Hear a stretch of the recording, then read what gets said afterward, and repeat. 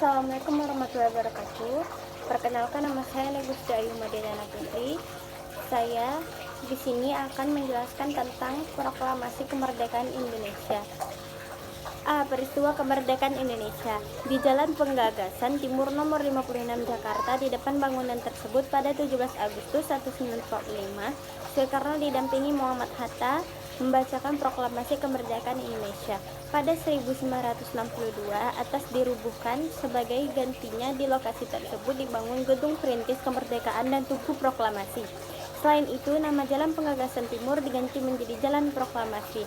Kemerdekaan merupakan anugerah Tuhan Yang Maha Esa yang tidak ternilai bagi bangsa Indonesia. Dengan proklamasi kemerdekaan, bangsa Indonesia memiliki kedudukan sejajar dengan bangsa-bangsa lain di dunia. Yang pertama adalah Jepang menyerah kepada Sekutu. Sejak 1944, kekuatan Jepang dalam Perang Dunia Kedua atau Perang Asia Timur Raya atau Perang Pasifik mulai lemah.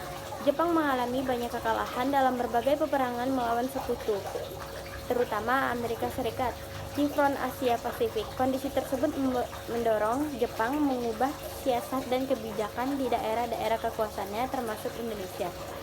Salah satu siasat yang ditetapkan Jepang di Indonesia pada masa itu adalah janji kemerdekaan bagi rakyat Indonesia. Pada 7 September 1944, Perdana Menteri Kuniaki Koiso secara resmi mengumumkan janji kemerdekaan Indonesia di kemudian hari dalam sidang Kyokuku Gingai atau Parlemen Jepang di Tokyo. Keputusan Perdana Menteri Kuniaki Koiso tersebut merupakan usulan dari pemimpin militer Jepang di Indonesia, Hayashi. Menurut Hayashi, pemerintah Jepang harus merangkul rakyat Indonesia agar tetap setia mendukung Jepang dalam Perang Dunia Kedua atau Perang Pasifik atau Perang Asia Timur Raya. Dengan cara memberi janji kemerdekaan kepada rakyat Indonesia, berbagai kebijakan pun dikeluarkan oleh pemerintah Jepang sebagai bentuk tindak lanjut atas janji kemerdekaan tersebut. Menyebabkan kerusakan parah di kota Hiroshima pada pasukan Sekutu memiliki pada tanggal 6 Agustus 1945 menyebabkan kerusakan sangat parah di kota Hiroshima. Pasukan Sekutu memilih kota Hiroshima sebagai target ledakan bom karena pada saat itu Hiroshima merupakan pusat markas militer terbesar di Jepang. Pada 9 Agustus 1945, pasukan Sekutu kembali menjatuhkan bom atom di kota Nagasaki. Mengapa pasukan Sekutu menjadikan kota Nagasaki sebagai target selanjutnya? Akibat bom dijatuhkan pasukan Sekutu, kota Hiroshima dan Nagasaki mengalami kehancuran.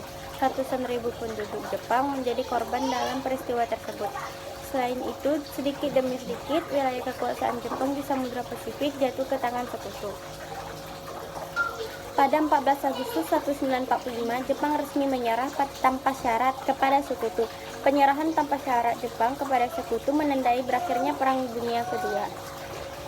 Regimen Hadewonegrat sedang berada di Dalat, Vietnam. Ketiga tokoh tersebut mengadakan pertemuan dengan Marshal Tauchi untuk membicarakan lebih lanjut rencana pelaksanaan kemerdekaan Indonesia.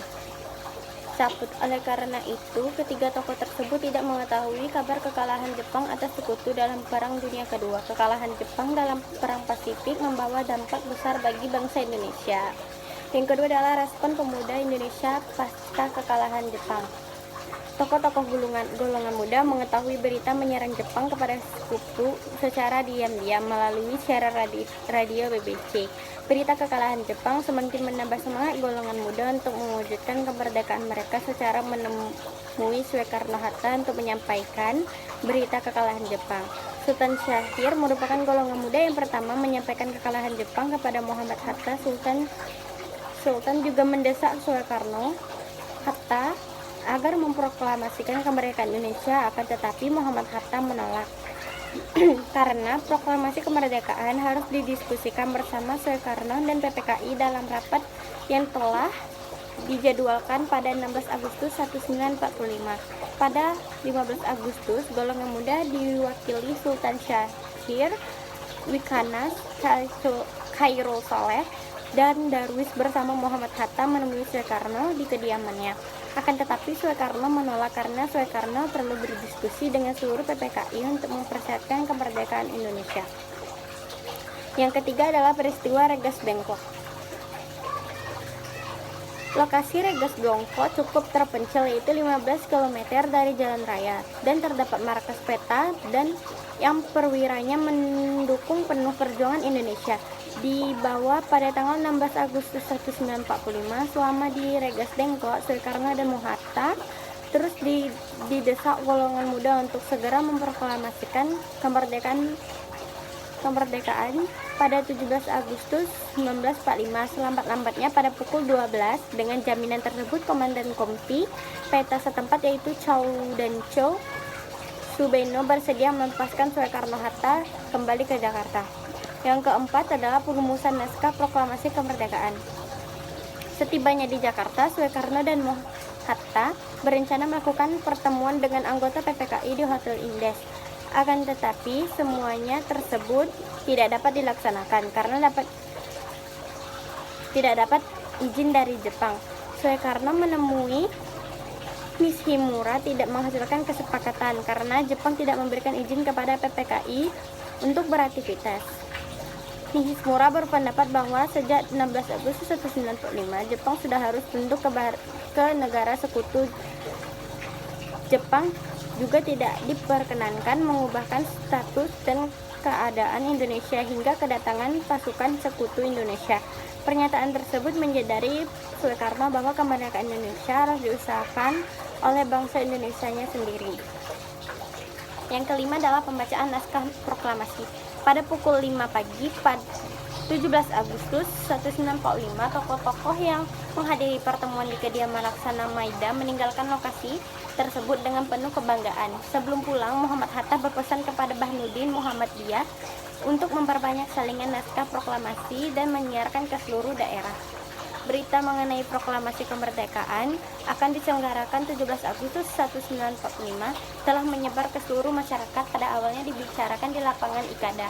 Melihat kondisi di lapangan Ikada dijaga ketat oleh Jepang, proklamasi dipindahkan ke kediaman Soekarno. Dapat ratusan massa agar pembaca proklamasi kemerdekaan berjalan aman. Menjelang jam pukul 10, Muhammad Hatta menghadiri kediaman Soekarno berjalan tanpa protokol ketika Soekarno dan Hatta tiba di lokasi upacara. Latif Hendraningrat kemudian mempersilahkan Soekarno untuk Muhammad Hatta maju beberapa langkah dari tempatnya semula. Soekarno pun mendekati mikrofon dan menyampaikan pidato pembuka naskah. Secara singkat selanjutnya, Soekarno membacakan naskah proklamasi kemerdekaan Indonesia. Pengibaran bendera merah putih tersebut dilaksanakan setelah Soekarno membacakan proklamasi kemerdekaan Indonesia. Pengibar bendera tersebut yaitu Suhut dan Latif Hendraningrat. Pada saat pengibaran bendera merah putih, Suharjo dan Dr. Andes Muwardi menyampaikan pidatonya.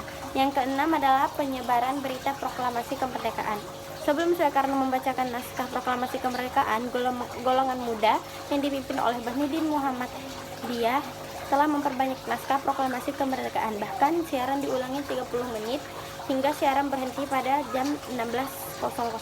Proklamasi kemerdekaan Indonesia di luar negeri dilakukan oleh sebuah organisasi bernama Sendora, dan berita proklamasi kemerdekaan Indonesia tersebar ke seluruh dunia, khususnya wilayah Eropa. Yang ketujuh adalah dukungan terhadap kemerdekaan Indonesia.